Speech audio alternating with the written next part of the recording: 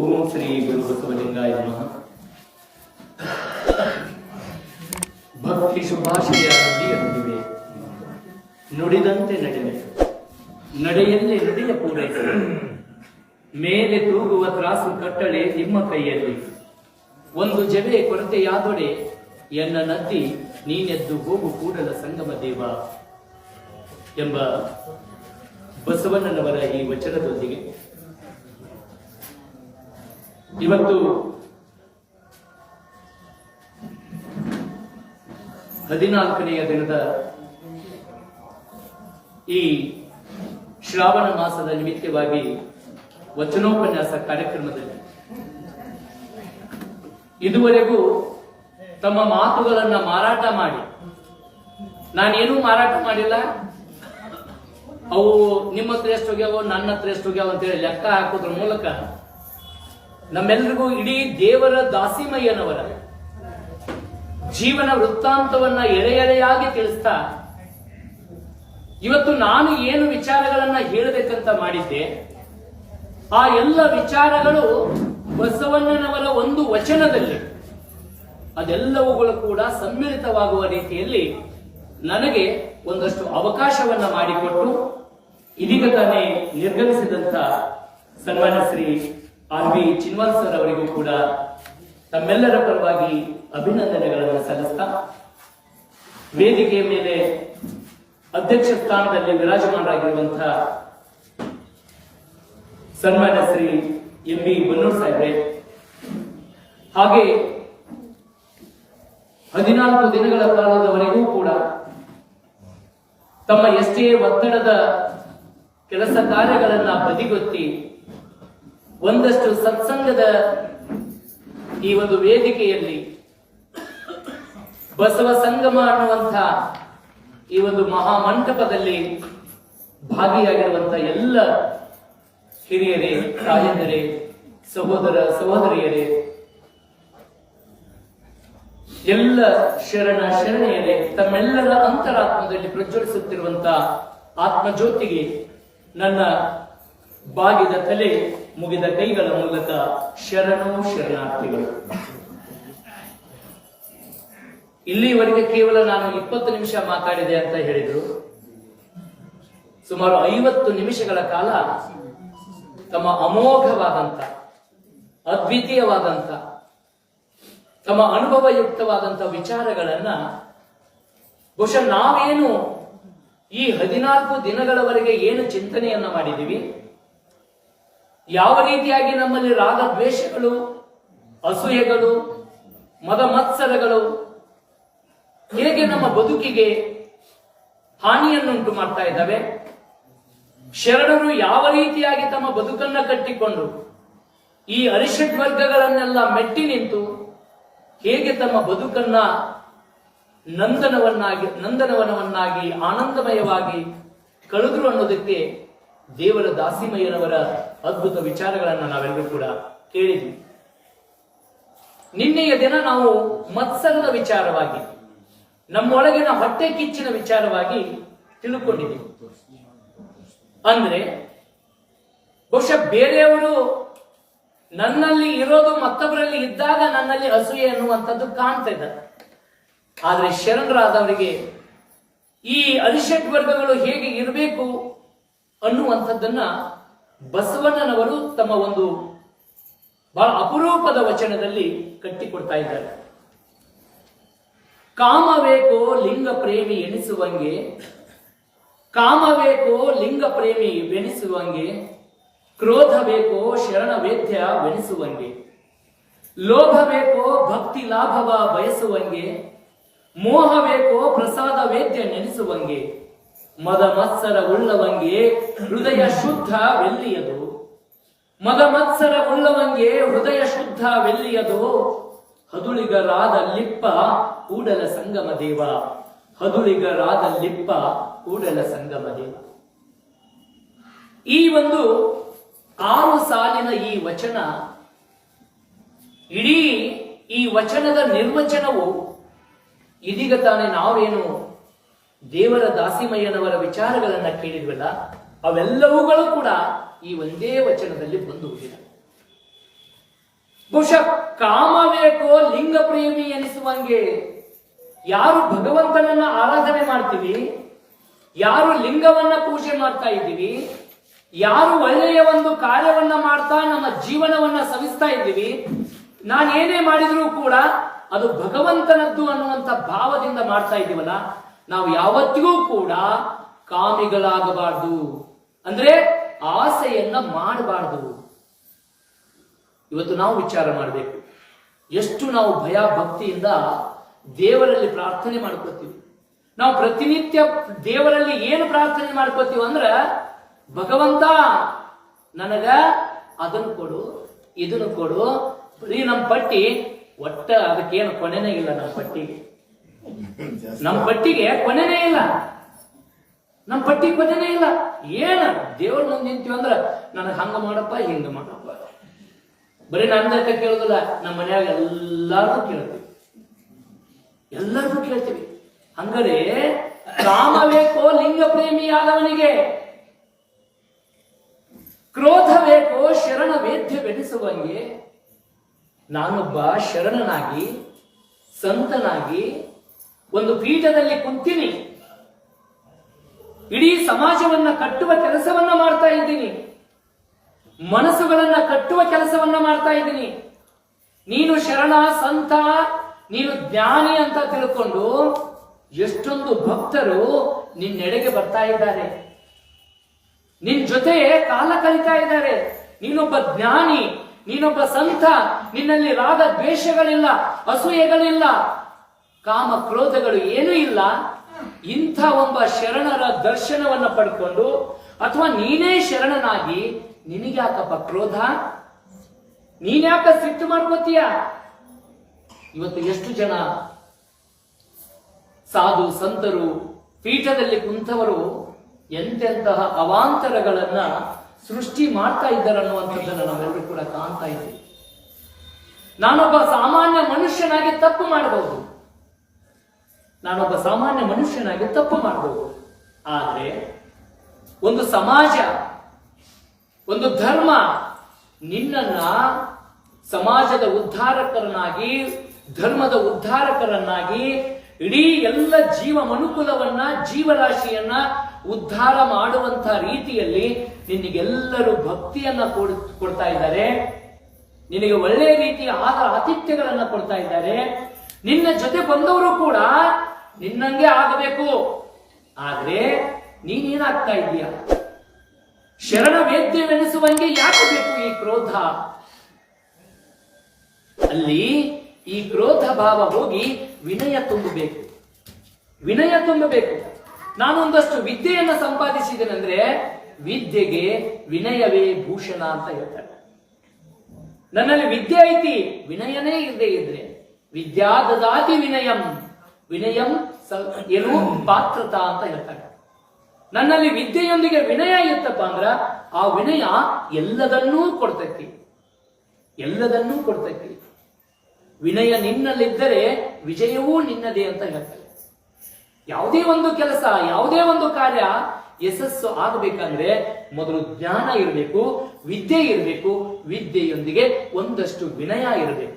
ವಿನಯ ಅಂದ್ರೆ ಬಾಗುವಂತದ್ದು, ಕೇಳುವಂಥದ್ದು, ವಿವೇಕದಿಂದ ಒಲೆ ಹಚ್ಚಿ ನೋಡುವಂಥದ್ದು, ಯಾವುದು ಸರಿ ಯಾವುದು ತಪ್ಪು ಅನ್ನುವಂತ ವಿವೇಕದಿಂದ ವಿಚಾರ ಮಾಡಿ ವಿನಯವಂತಿಕೆಯಿಂದ ಕೆಲಸವನ್ನ ಸಾಧಿಸಿಕೊಳ್ಳುವಂಥದ್ದು.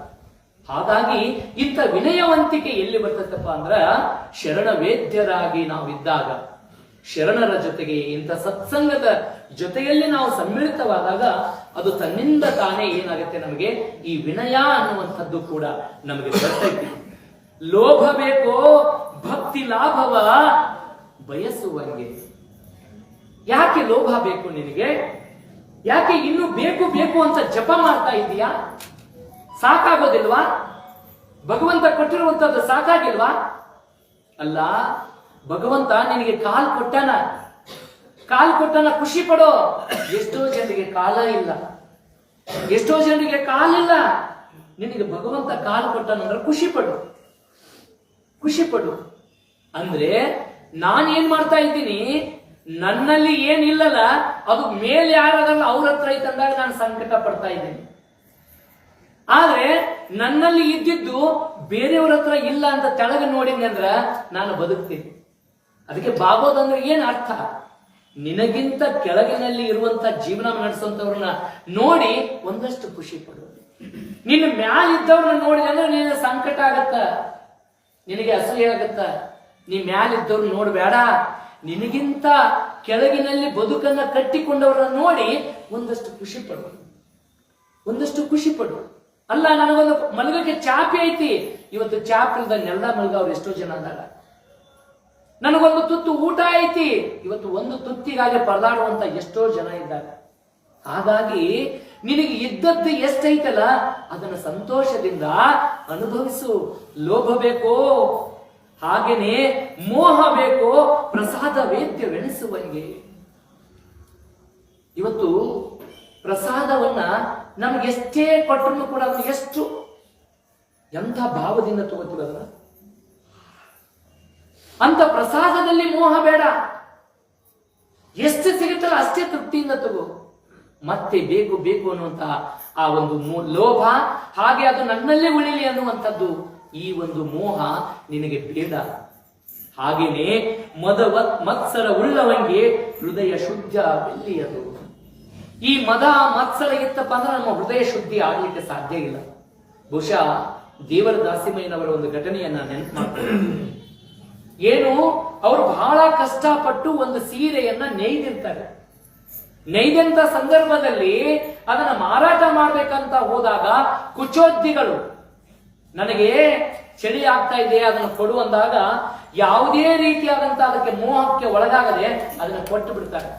ಯಾಕಂದ್ರೆ ಅವರು ಮನಸ್ಸು ಮಾಡಿದ್ರೆ ಅದನ್ನ ಕೊಟ್ಟಾದ ಮೇಲೆ ಇದು ನನ್ನ ಇಷ್ಟ, ನಾನು ಏನ್ ಮಾಡ್ತೇನೆ ಅಂತ ತಿಳ್ಕೊಂಡು ಅದನ್ನ ತುಂಡು ತುಂಡು ಮಾಡಿದಾಗೂ ಅವರು ಆಕ್ರೋಶಿತಗೊಳ್ಳಲಿಲ್ಲ.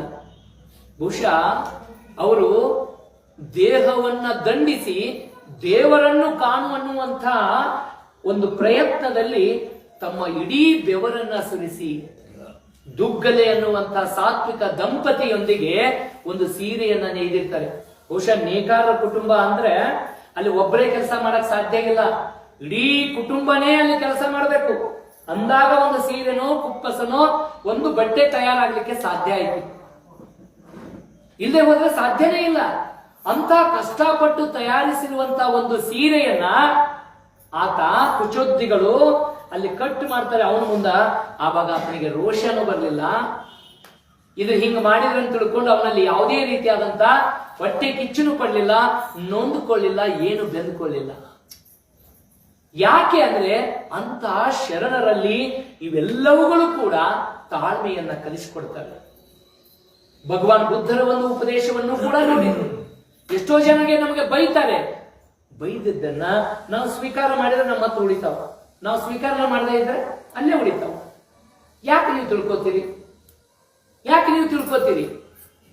ಹಾಗಾಗಿ ಇವತ್ತು ಈ ಬೇಕು ಬೇಕು ಅನ್ನುವಂಥದ್ದು ಐತಲ್ಲ, ಈ ಮತ್ಸರ ಅನ್ನುವಂಥದ್ದು ಹೆಂಗ್ ಹುಟ್ಟಾಕತ್ತಂದ್ರೆ ಡಿ ವಿ ಜಿ ಅವರು ಒಂದು ಕಡೆ ಬಹಳ ಅದ್ಭುತವಾದಂತ ತಮ್ಮ ಕಗ್ಗದಲ್ಲಿ ಹೇಳ್ತಾರೆ, ಹೊಟ್ಟೆಯೊಂದರ ರಗಳೆ ಸಾಲವೆಂದೇನೋ ವಿಧಿ, ಹೊಟ್ಟೆಯೊಂದರ ರಗಳೆ ಸಾಲವೆಂದೇನೋ ವಿಧಿ, ಹೊಟ್ಟೆ ಕಿಚ್ಚಿಯನ ಕಿಡಿಯ ನೆಟ್ಟಿಹನು, ಹೊಟ್ಟೆ ಕಿಚ್ಚಿನ ಕಿಡಿಯ ನೆಟ್ಟಿಹನು ನರನೋಳು, ಹೊಟ್ಟೆ ತುಂಬಿದ ತೋಳ ಮಲಗೀತು, ಹೊಟ್ಟೆ ತುಂಬಿದ ತೋಳ ಮಲಗೀತು, ನೀಂ ಪೆರರ ದಿಟ್ಟಿಸುತ್ತ ಕರುಬೆವೆಯೋ ಮಂಕುತಿಮ್ಮ, ನೀನ್ ಪೆರರ ದಿಟ್ಟಿಸುತ್ತ ಕರುಬೆವೆಯೋ ಮಂಕುತಿಮ್ಮ. ಬಹುಶಃ ಭಗವಂತ ನಮಗೆ ಹೊಟ್ಟೆ ಹಸಿವು ಅನ್ನುವಂಥದ್ದು ಇಟ್ಟಾಗ, ಒಂದ್ ವೇಳೆ ನಮ್ಗೆ ಎಲ್ಲರಿಗೂ ಹೊಟ್ಟೆ ಹಸಿವು ಅನ್ನೋದೇ ಇರ್ಬೇಕಂದ್ರೆ ನಾವ್ ಯಾರು ದುಡಿತಿದ್ವಿ, ಕಷ್ಟ ಪಡ್ತಿದ್ವ? ಏನಿಲ್ಲ. ಈ ಹೊಟ್ಟೆ ಹಸಿವಿಟ್ಟಾನ, ಈ ಹೊಟ್ಟೆ ಹಸಿವನ್ನ ತುಂಬಿಕೊಳ್ಳಿಕ್ಕೆ ನಾವು ಏನ್ ಮಾಡ್ತೀವಿ? ನಮ್ಮ ಕೈಲಾದ ಮಟ್ಟಿಗೆ ನಮಗೆ ಒದಗಿರುವಂತ ಬುದ್ಧಿಶಕ್ತಿಯಿಂದ ಕೆಲಸ ಮಾಡಿ ನಮ್ಮ ಹೊಟ್ಟೆ ತುಂಬಿಸ್ಕೊಳ್ತೀವಿ. ಈ ಹೊಟ್ಟೆ ತುಂಬಿಸಿಕೊಳ್ಳೋದು ಒಂದು ಕ್ರಿಯೆ ಆದ್ರ ಈ ಹೊಟ್ಟೆಯಲ್ಲಿ ಇನ್ನೊಂದು ಇಟ್ಟಾನ ಭಗವಂತ. ಏನದು? ಹೊಟ್ಟೆ ಕಿಚ್ಚು. ಹೊಟ್ಟೆ ಕಿಚ್ಚಿಟ್ಬಿಟ್ಟಾನ. ಬರೀ ಹೊಟ್ಟೆ ತುಂಬಿಸ್ಕೊಳ್ಳೋದು ಅಷ್ಟೇ ಅಲ್ಲ, ಅಲ್ಲಿ ಹೊಟ್ಟೆ ಕಿಚ್ಚಿಟ್ಟಾನ. ಈ ಹೊಟ್ಟೆ ಕಿಚ್ಚಿ ಐತಲ್ಲ, ಹೊಟ್ಟೆ ತುಂಬಿದ ತೋಳ ಮಲಗೀತು. ನೋಡ್ರಿ, ಒಂದಿಷ್ಟು ಪ್ರಾಣಿಗಳನ್ನ ನೋಡ್ರಿ, ತಮಗ ಎಷ್ಟು ಬೇಕಷ್ಟು ತಿಂತಾವು, ತಿಂದಾದ್ಮೇಲೆ ಆರಾಮ್ ಮಕ್ಕೊಂಡ್ಬಿಡ್ತಾವ. ಮತ್ ಹಸಿವಾದಾಗ ನಾವು ಏನಾಗ್ತಾವು, ತಮ್ಮ ಕ್ರಿಯೆ ಚಾಲು ಮಾಡ್ತಾವ. ಇವತ್ತು ನಾವು ಹೊಟ್ಟೆ ತುಂಬಿದ್ರು ಇನ್ನು ಬೇಕು ಬೇಕು ಬೇಕಂತ ತಿಳ್ಕೊಂಡು ಹಂಗ ಬಡಬಡಿಸ್ಕೊತಾನೆ ಇತ್ತು. ಹೊಟ್ಟೆ ತುಂಬಿದ ತೋಳ ಮಲಗೀತು, ನೀ ಪೆರರ ದಿಟ್ಟಿಸುತ್ತ ಕರುವೆಯೋ ಮಂಕುತಿಮ್ಮ. ನಮಗ ಎಲ್ಲ ಹೊಟ್ಟೆ ತುಂಬೈತಿ, ಸುಮ್ ಕುಂದ್ರುದಿಲ್ಲ, ಮತ್ತೊಬ್ಬರು ನೋಡ್ತೀವಿ, ಅವ್ರು ನೋಡಿ ಹೊಟ್ಟೆ ಕಿಚ್ಚು ಪಡ್ತಾ ನರಳ್ತೀವಿ. ಹೆಂಗ ನರಳ್ತೀವಿ ಅನ್ನೋದಕ್ಕ ಒಮ್ಮೇನಾಗಿತ್ತು, ಭಗವಂತನ ಒಂದು ಅಶರೀರ ವಾಣಿ ಆಗತ್ತೆ. ಏನಂತ ಅಶರೀರ ವಾಣಿ ಆಗತ್ತಂದ್ರೆ, ಇವತ್ತು ನೀವು ಮಧ್ಯರಾತ್ರಿಯ ಒಳಗಡೆ ಶಿವಪ್ಪಯ್ಯನ ಮಠಕ್ಕೆ ಬಂದು ನೀವು ಬರುವಾಗ ನಿಮ್ಮ ಏನು ಇಷ್ಟಾರ್ಥಗಳು ನಿಮಗೆ ಬೇಕಾಗ್ಯವಲ್ಲ, ನಿಮ್ಮ ಬೇಕುಗಳದಾವಲ್ಲ, ಅವೆಲ್ಲ ಪಟ್ಟಿಗಳನ್ನ ಮಾಡಿಕೊಂಡು ಬರ್ರಿ. ಬೆಳಿಗ್ಗೆ ಒಂದು ಅಶರೀರ ವಾಣಿ ಆಗತ್ತ. ಶಿವಪ್ಪಯ್ಯನ ಮಠಕ್ಕೆ ಬಂದು ನಿಮ್ಮ ಎಲ್ಲ ಬೇಕುಗಳ ಬೇಡಿಕೆಯನ್ನ ಪಟ್ಟಿ ಮಾಡಿಕೊಂಡು, ಶಿವಪ್ಪಯ್ಯನ ಮಠದಲ್ಲಿ ಒಂದು ಹುಂಡಿ ಐತಿ, ಆ ಹುಂಡಿಯಲ್ಲಿ ಹಾಕಿ ಹೋಗ್ರಿ ಅಂತ ತಿಳ್ಕೊಂಡು ಒಂದು ಅಶರೀರ ವಾಣಿ ಆಗುತ್ತೆ. ಎಲ್ಲರೂ ಕೇಳಿಸ್ಕೊತಾರ. ಎಲ್ಲರೂ ಒಂದು ಮುಂಜಾನೆ ಚಾಲು ಮಾಡಿದವರು ಇನ್ನೇನ್ ರಾತ್ರಿ ಆಗಾಕ ಬಂದ್ ತಣ್ಣು ಮಟನು ಹಂಗ ಬರ್ದಿದ್ದ ಏನೇನ್ ಬೇಕು ಅಂತ ತಿಳ್ಕೊಂಡು ಎಲ್ಲಾರು ದೌಡ್ ಮಾಡಿ ಆ ಪಟ್ಟಿ ತಗೊಂಡು ಹಾಕಕ್ಕೋಕ್ಕಾರ. ಅಲ್ಲಿ ಒಬ್ಬ ಭಿಕ್ಷುಕ ಕುಂತಿರ್ತಾನ. ಅದ್ರಾಗ ಒಬ್ಬ ವ್ಯಕ್ತಿ ಈ ಚೀಟಿ ಹಿಡ್ಕೊಂಡು ದೇವರ ಶಿವಪ್ಪಯ್ಯನ ಮಠಕ್ಕೆ ಹೋಗ್ಬೇಕಂತ ಹೇಳಿ ಓಡ್ಕೊತ ಹೊಂಟಿರ್ತಾನ. ಭಿಕ್ಷೆ ಬಡ್ಕೊಂತ ಏನ್ ಭಿಕ್ಷುಕ ಕುಂತಿದ್ನಲ್ಲ ಅವಂಗಂತಾನ, ಎಲ್ಲೋ ಭಿಕ್ಷುಕ ಕೇಳಿಲ್ಲ, ಮುಂಚೆನೆ ಭಗವಂತನ ಅಶರೀರ ವಾಣಿ ಆಗೈತೆ, ನಮಗ್ ಏನ್ ಬೇಕಲ್ಲ ಅವನು ಕೇಳ್ಕೊಂಡ್ರ ಭಗವಂತ ಈಡೇರಿಸ್ತಾನ. ಏ ಹುಚ್ಚ, ನಿನಗ ಉಣ್ಣಾಕಿಲ್ಲ, ತಿನ್ನಕ್ಕಿಲ್ಲ, ಮನಿ ಇಲ್ಲ, ಟ್ಯಾಂಕ್ ಇಲ್ಲ, ಮಕ್ಕಳಿಲ್ಲ, ಎಲ್ಲ ಬೇಕಂತ ಕೇಳ, ಒಂದು ಪಟ್ಟಿ ಮಾಡ, ನಿನಗಾಗ್ಲಿ ಕೇಳ, ನೀನು ನಾನು ತಗೊಂಡು ಚೀಟಿ ಹಾಕ್ತೀನಿ ಅನ್ನೋಣ. ಆ ಭಿಕ್ಷುಕ ನಿರ್ಮಲವಾಗಿ ಹೇಳ್ತಾನ, ನನಗೇನು ಬೇಡಪ್ಪ, ನನಗೇನು ಬೇಡ, ನೀ ಹೋಗು ಅಂತ ತಿಳ್ಕೊಂಡು ಆ ಭಿಕ್ಷುಕ ಅವನ ಕಳಿಸ್ತಾನ. ಎಲ್ಲರೂ ಹೋಗಿ ಶಿವಪ್ಪಯ್ಯನ ಮಠದಲ್ಲಿರುವಂತಹ ಹುಂಡ್ಯಾಗ ಏನ್ ಮಾಡ್ತಾರಪ್ಪ ಅಂತಂದ್ರ ತಮ್ಮ ಏನ್ ಬೇಕಂತೇಳಿ ಪಟ್ಟಿ ಮಾಡಿದ್ರು ಅವನಿಷ್ಟು ಹೋಗಿ ಅದ್ರಾಗ ಹಾಕ್ತಾರೆ. ಹಾಕಿದ ಮ್ಯಾಲೆ ಅದು ಏನೋ ಗೊತ್ತಿಲ್ಲ, ಕಾಲದ ಅಚ್ಚಡಿ ಅಂತೀವಿ ನಾವು. ಏನು ಅಶರೀರ ವಾಣಿ ಆಗಿತ್ತಲ್ಲ ಅದು ಸತ್ಯನ ಆಗಿತ್ತು. ಯಾರ್ಯಾರು ಏನು ಲಿಸ್ಟ್ ಮಾಡ್ಕೊಂಡಿದ್ರಲ್ಲ ಆ ಲಿಸ್ಟ್ ಪ್ರಕಾರ ನೋಡ್ತಾರ, ಆ ಪಟ್ಟಿ ಹಾಕಿ ಬಂದು ಮನ್ಯಾಗ ಮಕ್ಕೊಂತಾರ, ಮುಂಜಾನೆ ಎದ್ದು ನೋಡ್ತಾರ, ಅವ್ರ ಮನೆ ಆಗಿಲ್ಲ, ಅರಮನೆ ಆಗಿಬಿಟ್ಟತಿ. ಏನಿದ ಅರಮನೆ, ಎಲ್ಲರೂ ಮನೇಶ್ ಬಂದಿರೋ ಖುಷಿ. ಏನ್ ಎಲ್ಲಿ ಬೇಕಾದಲ್ಲಿ ಸಂಪತ್ತು, ಎಲ್ಲಿ ಬೇಕಾದಲ್ಲಿ ಮನೆ ಅನ್ನುವಂಥದ್ದು ಅರಮನೆ ಆಗಿಬಿಟ್ಟತಿ. ಎಷ್ಟು ಖುಷಿ ಪಡ್ತಾರ. ಅಬ್ಬಬ್ಬಬ್ಬಬ್ಬ, ಮಕ್ಕಳು, ಹೆಂಡತಿ, ತಾನು ಎಲ್ಲರೂ ಖುಷಿ ಪಡಕತ್ತಾರ. ಈ ಖುಷಿ ಬಾಳತನ ನಿಂದ್ರದಿಲ್ಲ. ಯಾಕೆ ಬಾಳತನ ಖುಷಿ ನಿಂದ್ರದಿಲ್ಲ ಅಂತೇಳಿ ಅಂದ್ರ, ಏನ್ ಒಳಗ್ ನೋಡಕತ್ತಾರಲ್ಲ, ಇಷ್ಟೆಲ್ಲ ವೈಭವ ಆಗೈತಿ, ಅರಮನೆ ಆಗೈತಿ, ನಮ್ಮ ಮನೆ ಇಷ್ಟ ಅಂತೇಳಿ ಖುಷಿ ಪಡಕತ್ತಾರ. ಹೊರಗೆ ಹೆಂಗೈತೆ ಅಂತೇಳಿ ನೋಡಕ್ ಬರ್ತಾರ. ಹೊರಗೆ ನೋಡ್ತಾರ, ದೊಡ್ಡದೊಂದು ವಿಶಾಲವಾದಂತ ತೋಟ, ಅದ್ರಾಗ 4-5 ಆಳು ಕಾಳುಗಳು, ಏನು ಕಾರು ಬಂಗ್ಲೆ, ಏನೆಲ್ಲ ಅಗ್ದಿ ಭಾರಿ ಕಾಣಕತ್ತೈತಿ. ಮತ್ತೆ ಖುಷಿ ಆಗ್ತದೆ. ಖುಷಿಯಾಗಿ ರೋಡ್ ಸೈಡ್ ಬರ್ತಾರ. ಇವ್ರು ಏನು ಮನಿ ಇಷ್ಟೊತ್ತನ ಖುಷಿ ಪಟ್ಟಿದ್ರಲ್ಲ, ಇದ್ರ ಡಬಲ್ ಕೇಳ, ಅಲ್ಲಿ ಬೇರೆ ಬೇಡ್ಕೊಂಡ್ಬಿಟ್ಟಾರ. ಇವ್ರಕಿನ್ನ ಡಬಲ್ ಸಿಕ್ಕತ್ತವ್ರ, ಇವ್ರಕಿನ್ನ ಡಬಲ್ ಸಿಕ್ಕನ ಇವ್ರಿಗೆ ಹೊಟ್ಟೆ ಖಾರ ಕಲಿಸ್ತಾನೆ ಆಗತ್ತೆ. ಅಲ್ಲ, ನಾವ್ ಈಟ ಕೇಳ್ಕೊಂಡಿವ್ನ, ನೋಡಲ್ಲೇ ಏನ್ ತಿಂತಾಳ, ನೋಡಲ್ಲ ಅವ್ರು, ನಾ ಆಗ ಬಡ್ಕೊಂಡೆ ನಿಮಗ, ಇನ್ನ ಅದನ್ನ ಕೇಳ್ರಿ ಇದನ್ನ ಕೇಳ್ರಿ ಅಂತೇಳಿ ನೀವ ಸಾಕ್ಬಿಡು ಅಂದ್ರಿ. ಅವ್ನು ತಿಳ್ಕೊಂಡು ಲಾಭ ಹೊರ್ಕೊಳಕತ್ತ, ಹೊಟ್ಟೆ ಹೊರ್ಕೊಳಕತ್ತ. ಇದು ಇವತ್ತಿನ ಜೀವನದ ಸ್ಥಿತಿ. ನಮಗೇನೈತಲ್ಲ ಅದರ ಖುಷಿ ಪಡೋದಿಲ್ಲ. ನಾವು ಹೊರಗೆ ಬರ್ತೀವಿ, ಹೊರಗೆ ಬಂದು ಅವ್ರನ್ನ ನೋಡ್ತೀವಿ, ಅವ್ರನ್ನ ನೋಡಿ ನಾವೇನ್ ಮಾಡಕತ್ತೀವಿ, ಹೊಟ್ಟೆ ಕಿಚ್ಚು ಪಡಕತ್ತೀವಿ. ಇದು ಹೆಂಗಾಗತ್ತಂದ್ರೆ, ಮನುಷ್ಯನ ಸ್ವಭಾವ ಹೆಂಗಂದ್ರೆ, ಒಬ್ಬ ಶ್ರೀಮಂತ ನಾಯಿ ಸಾಕಿರ್ತಾನ. ಆ ನಾಯಿ ಬಹಳ ನಿಷ್ಠೆಯಿಂದ ಕೆಲಸ ಮಾಡ್ತಿರ್ತೈತಿ, ಆದ್ರೂ ಬೈತಾನ. ದಿನಾ ನಾಯಿ ಬಯಸ್ಕೊಂಡು ಸುಮ್ಮ ಇರುತ್ತೆ. ಅವಾಗ ಪಕ್ಕದ ವ್ಯಕ್ತಿ ಆ ನಾಯಿನ ಪ್ರೀತಿಯಿಂದ ಕೇಳ್ತಾನ, ಅಲ್ಲೋ ನಿನ್ನ ಯಜಮಾನ ನಿನಗೆ ಪ್ರತಿನಿತ್ಯ ಬೈತಾನ, ನೀ ಯಾಕೆ ಸುಮ್ಮಿರ್ತೀಯೋ ಅಂದಾಗ ಆ ನಾಯಿ ಹೇಳ್ತ, ನಮ್ಮ ಯಜಮಾನಿಗೆ ನಾನೊಂದು ಏನು ತುತ್ತು ಅನ್ನ ಹಾಕಿದ್ಮೇಲೆ ಖುಷಿಯಿಂದ ಇರ್ತೀನಲ್ಲ, ಅದು ನೋಡಿ ಅವ್ನು ಸಮಾಧಾನ ಆಗೋದಿಲ್ಲ, ಅದಕ್ಕೆ ನನಗೆ ಬೈಯಾಕ. ಇದು ಇವತ್ತಿನ ಜೀವನ. ಬಹುಶಃ ಬಸವಣ್ಣನವರ ಈ ಒಂದು ವಚನ ಕಾಮ ಬೇಕೋ ಲಿಂಗ ಪ್ರೇಮಿ ಎನಿಸುವಂಗೆ, ಕ್ರೋಧ ಬೇಕೋ ಶರಣ ವೇದ್ಯ ನೆನೆಸುವಂಗೆ, ಲೋಭ ಬೇಕೋ ಭಕ್ತಿ ಲಾಭವ ಬಯಸುವಂಗೆ, ಮೋಹ ಬೇಕೋ ಪ್ರಸಾದ ವೇದ್ಯ ನೆನೆಸುವಂಗೆ, ಮದ ಮತ್ಸರ ಉಳ್ಳವಂಗೆ ಹೃದಯ ಶುದ್ಧವೆಲ್ಲಿಯದೋ. ಇದು ಬಹಳ ಮುಖ್ಯ. ಈ ಮದ ಮತ್ಸರ ಅನ್ನುವಂಥದ್ದು ನನ್ನಲ್ಲಿ ಇತ್ತಪ್ಪ ಅಂದ್ರ, ನಾನು ಆಗ್ಲೇ ಹೇಳಿದ್ದೀನಿ, ನಮ್ಮ ಮನಸ್ಸಿಗಂಟಿದ ಮಸಿ ಅದು. ನಮ್ಮ ಮನಸ್ಸಿಗಂಟಿದ ಮಸಿ ಇದ್ದಿಲ್ಲದು ಕರಿ. ಇಂಥ ಈ ಮನಸ್ಸು ಪರಿಶುದ್ಧವಾಗಬೇಕಾದ್ರೆ ಒಂದಷ್ಟು ಸತ್ಸಂಗ, ಶರಣರ ಒಂದು ಅನುಭವ ವೇದ್ಯದಲ್ಲಿ ನಾವು ನಡಿಬೇಕು. ಮುಂದೆ ಹೇಳ್ತಾರೆ, ಹದುಳಿಗರಾದ ಲಿಪ್ಪ ಕೂಡಲ ಸಂಗಮ ದೇವ.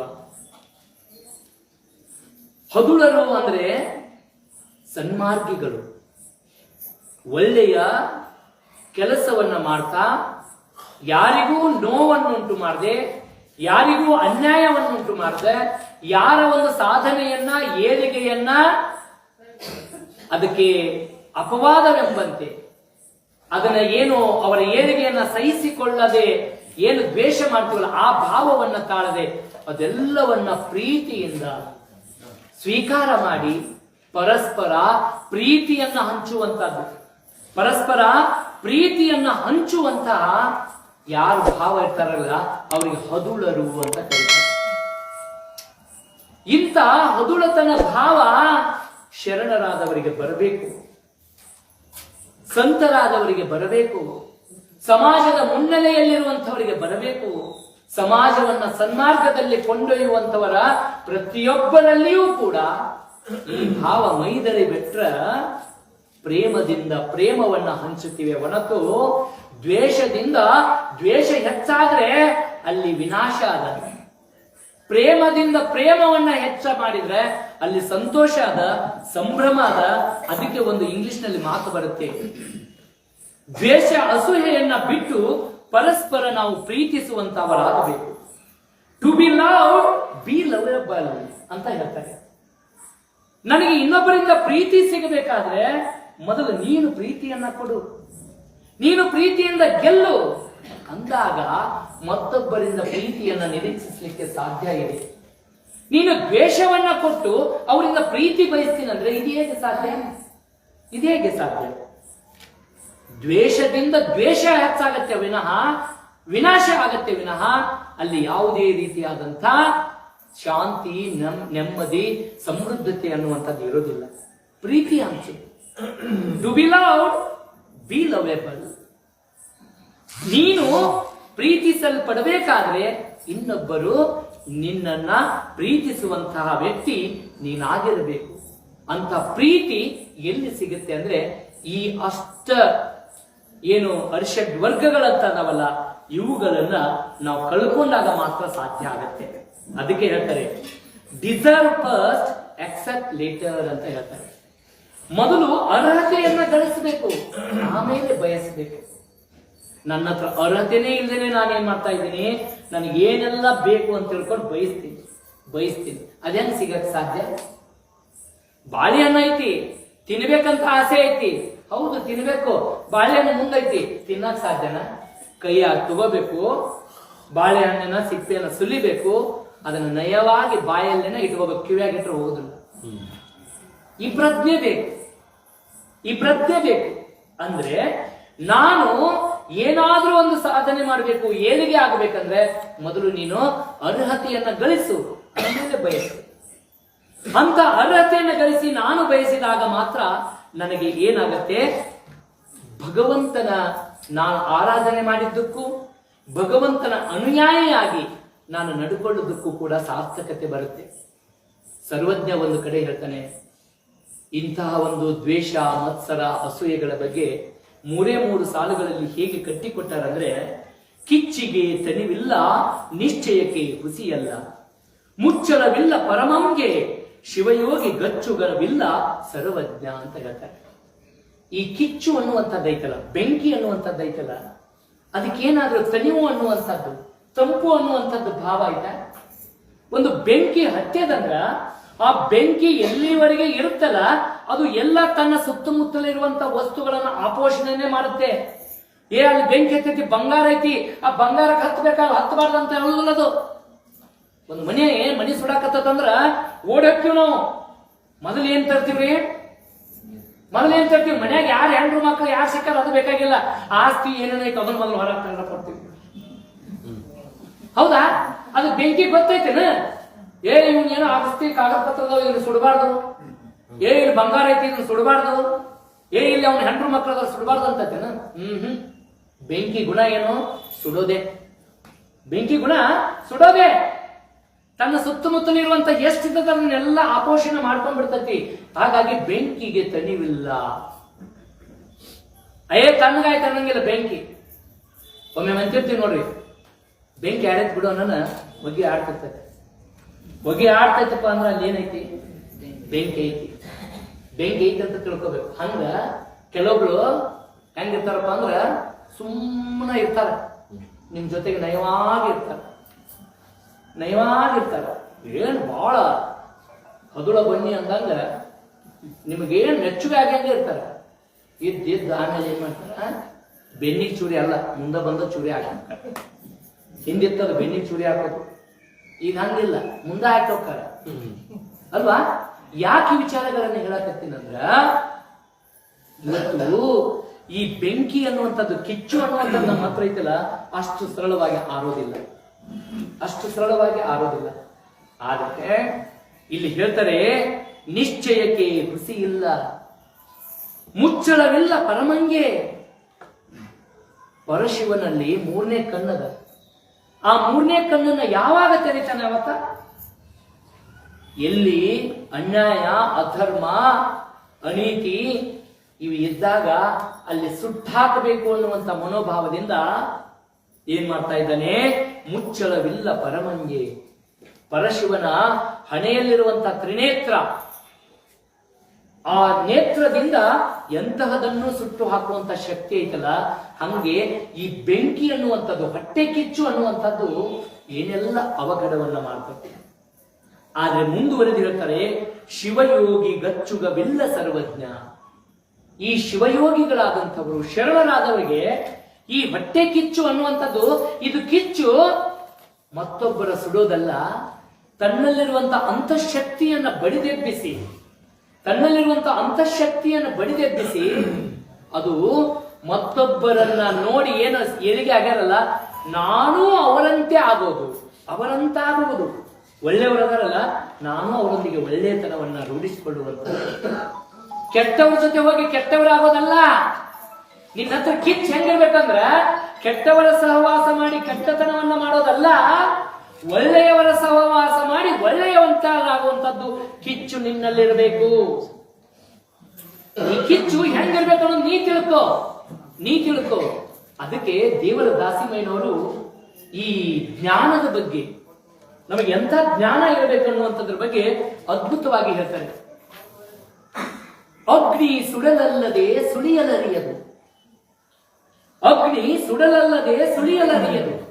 ವಾಯು ಸುಳಿಯಲಲ್ಲದೆ ಸುಡಲರಿಯದು. ಆ ಅಗ್ನಿ ವಾಯು ಕೂಡಿದಲ್ಲದೆ ಮುಂದಡಿ ಇಡಲರಿಯದು. ಈ ಪರಿಯಂತೆ ನರರು ಅರಿವರೆ ಕ್ರಿಯಾ ಜ್ಞಾನ ಭೇದವ ರಾಮನಾಥ. ಈ ಪರಿಯಂತೆ ನರರು ಅರಿವರೆ ಕ್ರಿಯಾ ಜ್ಞಾನ ಭೇದವ ರಾಮನಾಥ ಅಂತ ಹೇಳ್ತಾರೆ. ಎಷ್ಟು ಅದ್ಭುತ! ಇವತ್ತು ಬೆಂಕಿ ಸುಡ್ತಂದ್ರೆ ಅದು ಸ್ವತಂತ್ರವಾಗಿ ತಾನು ಸುಡೋದಿಲ್ಲ. ನೆನಪಿಟ್ಟುಕೊಳ್ಳಿ, ಹಿಂದಕ್ಕೆಲ್ಲ ಹಗೆ ಅಂತ ಇರ್ತಿದ್ದು. ತಾವು ಬಳಸಿರುವಂತಹ ದವಸ ಧಾನ್ಯಗಳನ್ನ ಭೂಮಿಯ ಒಳಗಡೆ ಹಗೆದಲ್ಲಿ ಇರ್ತಿದ್ರು. ಅದರಲ್ಲಿರುವಂತ ಜೋಳನ ತಕ್ಕೋಬೇಕು ಅಥವಾ ಧಾನ್ಯವನ್ನು ತಕ್ಕೋಬೇಕಂದ್ರೆ ಮೊದಲು ಏನ್ ಮಾಡ್ತಿದ್ರು ಅಂದ್ರೆ ಒಂದು ದೀಪವನ್ನ ಬಿಡ್ತಿದ್ರು. ಯಾಕೆ ದೀಪ ಬಿಡ್ತಿದ್ರು? ಅಲ್ಲಿ ಗಾಳಿ ಐತೋ ಇಲ್ಲ ಅಂತ. ಒಂದ್ ವೇಳೆ ಅಲ್ಲಿ ಗಾಳಿ ಇರದೇ ಇದ್ರೆ ಆ ದೀಪ ಏನಾಗ್ತಿತ್ತು? ಆರು ಹೋಗ್ತಿತ್ತು. ಹಾಗೇನೆ ಅಗ್ನಿ ಅನ್ನುವಂಥದ್ದು ಸುಡೋದು ಗೊತ್ತು, ಆದ್ರೆ ಸುಳಿಯೋದು ಗೊತ್ತಿಲ್ಲ. ಅಗ್ನಿ ಸುಡೋದು ಗೊತ್ತು, ಸುಳಿಯೋದು ಗೊತ್ತಿಲ್ಲ. ಗಾಳಿ, ಆ ಬೆಂಕಿ ಉರಿಬೇಕಾದ್ರೆ ಗಾಳಿ ಬೇಕು, ಆದ್ರೆ ಗಾಳಿ ಸುಡೋದಿಲ್ಲ, ಸುಳಿಯೋದು ಮಾತ್ರ ಗೊತ್ತು. ಗಾಳಿಗೆ ಸುಳಿಯೋದು ಗೊತ್ತು, ಸುಡೋದು ಗೊತ್ತಿಲ್ಲ. ಆ ಅಗ್ನಿ ಮತ್ತು ವಾಯು ಕೂಡಿದಲ್ಲದೆ ಮುಂದಡಿ ಇಡಲರಿಯದು. ಈಗ ಇಲ್ಲಿ ಬೆಂಕಿ ಎತ್ತಿತ್ತಂದ್ರೆ ಆ ಬೆಂಕಿ ಕ್ರಮೇಣ ಪಸರಿಸುತ್ತಂದ್ರೆ ಬೆಂಕಿ ಒಂದೇ ಇಲ್ಲ ಅಲ್ಲಿ, ಅದರ ಜೊತೆ ಗಾಳಿ ಗಾಳಿ, ಅದ್ರ ಜೊತೆ ಗಾಳಿಯ ಸಂಘ ಮಾಡೈತಿ. ಗಾಳಿಯ ಸಂಘ ಮಾಡಿ ಬೆಂಕಿ ಸುಡ್ತಾ ಹೋಗ್ತಾ ಇದೆ, ಆಪೋಷಣ ಮಾಡ್ತಾ ಹೋಗ್ತಾ ಇದೆ. ಇಲ್ಲಿ ಬಹಳ ಮುಂದಿನ ಸಾಲಿನಲ್ಲಿ ನಾವೆಲ್ಲರೂ ತಿಳ್ಕೋಬೇಕು, ಅಗ್ನಿ ಸುಡಲಲ್ಲದೆ ಸುಳಿಯಲರಿಯದು, ವಾಯು ಸುಳಿಯಲಲ್ಲದೆ ಸುಡಲರಿಯದು, ಆ ಅಗ್ನಿ ವಾಯು ಕೂಡಿದಲ್ಲದೆ ಮುಂದಡಿ ಇಡಲರಿಯದು. ಈ ಪರಿಯಂತೆ ನರರು ಅರಿವರೇ ಕ್ರಿಯಾಜ್ಞಾನ ಭೇದವ ರಾಮನಾಥ. ಎಷ್ಟು ಅದ್ಭುತ! ಈ ಪರಿಯಂತೆ ನರರು ಅರಿವರೇ ಕ್ರಿಯಾಜ್ಞಾನ ಭೇದವ. ಕ್ರಿಯಾ ಮತ್ತು ಜ್ಞಾನ ಇವು ಎರಡೂ ಭೇದ ಭಾವ ಮನುಷ್ಯನಿಗೆ ಗೊತ್ತಿರಬೇಕು.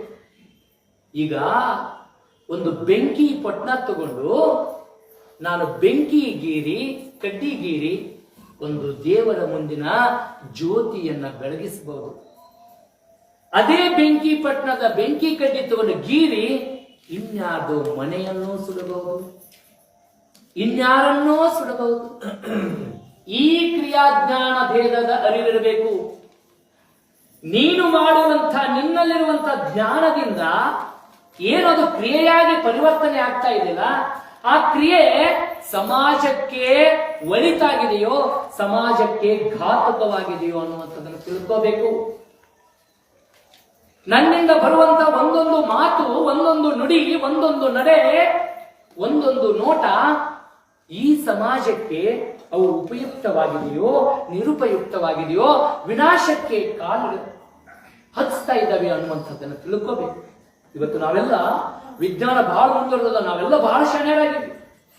ಇಡೀ ಜಗತ್ತನ್ನ ಅಂಗೈಯ ಹಿಡ್ಕೊಂಡಿವಿ, ಅಣುಬಾಂಬನ್ನ ಸೃಷ್ಟಿ ಮಾಡಿವಿ.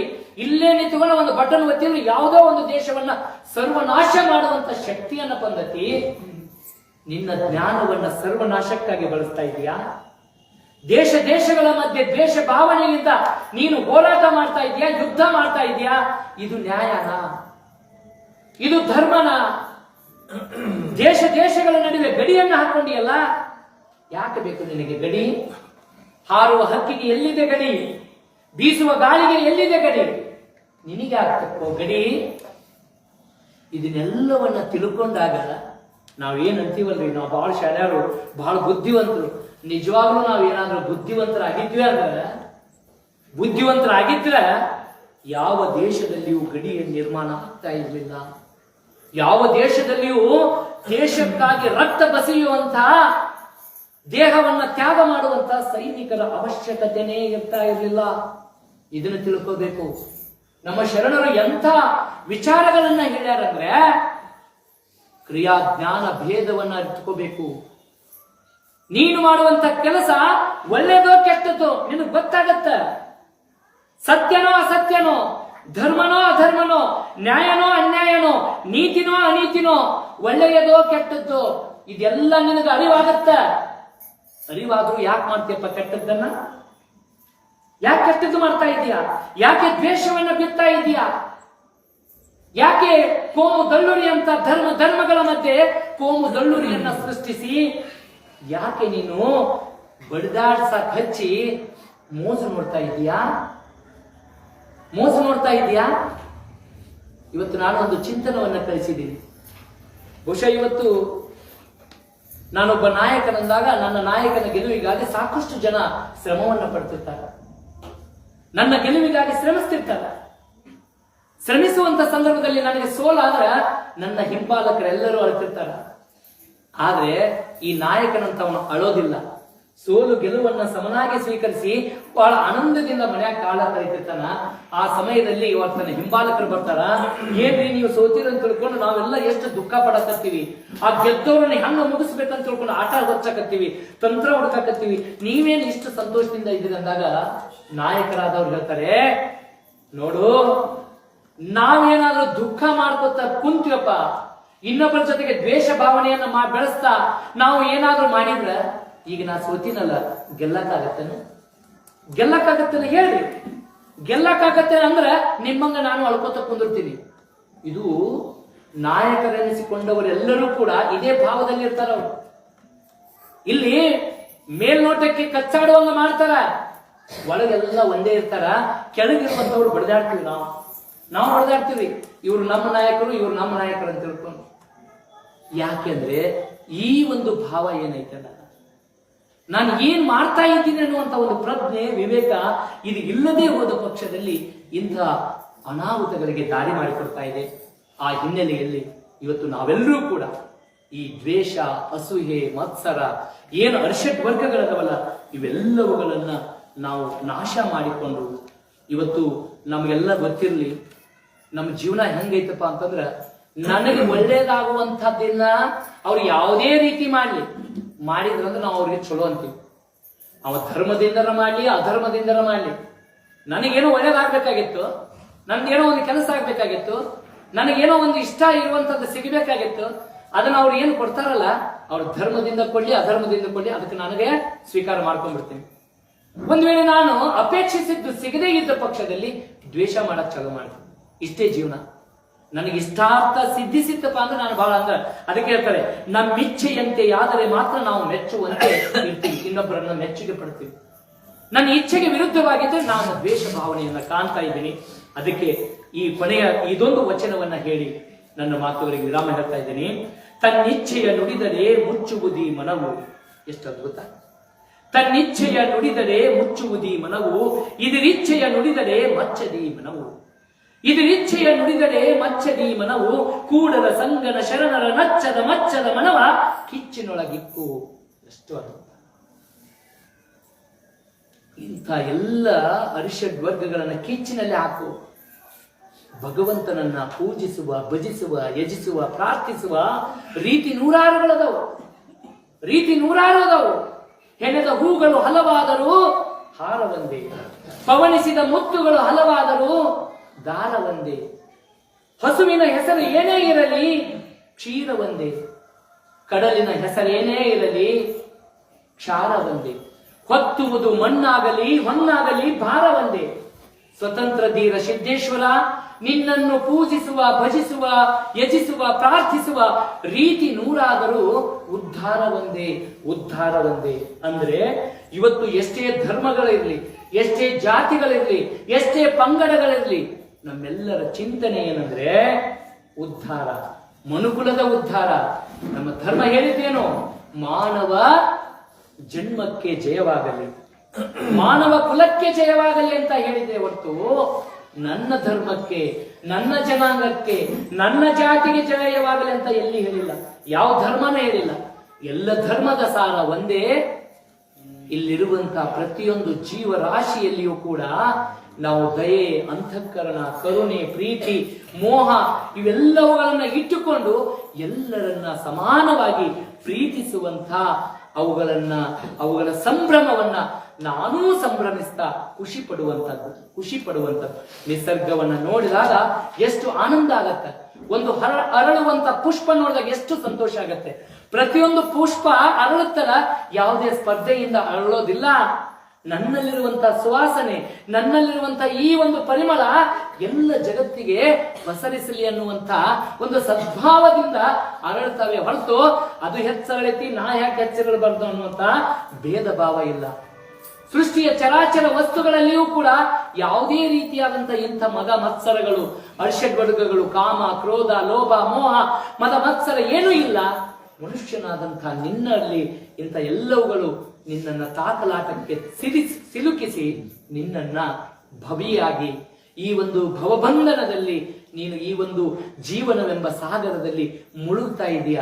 ಮುಳುಗಬೇಡ, ಲಿಂಗವನ್ನ ಪೂಜೆ ಮಾಡು. ಅದರ ಅರ್ಥ ಪೂಜಿಸು. ಭಗವಂತನನ್ನ ಪೂಜಿಸೋದಂದ್ರೇನು? ಒಳ್ಳೆ ಕೆಲಸ ಮಾಡು, ಒಳ್ಳೆಯ ಕಾರ್ಯ ಮಾಡು, ನಿನ್ನಿಚ್ಛೆಯಂತೆ ಮಾಡು, ಪರರ ಇಚ್ಛೆಯಂತೆ ಮಾಡು. ಆದರೆ ನಿನ್ನಿಚ್ಛೆಗೆ ವಿರುದ್ಧವಾದಾಗ ಇನ್ನೊಬ್ಬರಿಗೆ ದೂಷಿಸದೆ, ಇನ್ನೊಬ್ಬರಿಗೆ ಮೋಸ ಮಾಡದೆ, ಇನ್ನೊಬ್ಬರನ್ನ ದ್ವೇಷಿಸದೆ ಪ್ರೀತಿಸುವ ಮನುಷ್ಯನಾಗು, ಪ್ರೀತಿಸುವ ಮನುಷ್ಯನಾಗು ಅನ್ನುವಂಥ ವಿಚಾರಗಳನ್ನ ಇವತ್ತಿನ 14ನೇ ದಿನದಲ್ಲಿ ನನಗೆ ತಮ್ಮೆಲ್ಲರ ಆಶೀರ್ವಾದ, ತಮ್ಮೆಲ್ಲರ ಒಂದು ಪ್ರೇರಣೆಯಿಂದ ಇಂಥ ಎಷ್ಟು ವಿಚಾರಗಳು ಇಲ್ಲಿವರೆಗೆ ನನ್ನ ನಾಲಿಗೆಯಿಂದ ನುಡಿಸಿದಾವೆ ಅಂತ ನಾನು ಭಾವಿಸ್ತಾ ಈ ಎಲ್ಲ ಮಾತುಗಳನ್ನ ಬಸವಾದಿ ಶಿವಶರಣರ ಪಾದಕ್ಕೆ ಅರ್ಪಿಸಿ ಮತ್ತೊಮ್ಮೆ ಇಲ್ಲಿ ನೆರೆದಿರುವಂತಹ ಸರ್ವರಿಗೂ ಬಾಗಿದ ತಲೆ, ಮುಗಿದ ಕೈಗಳನ್ನು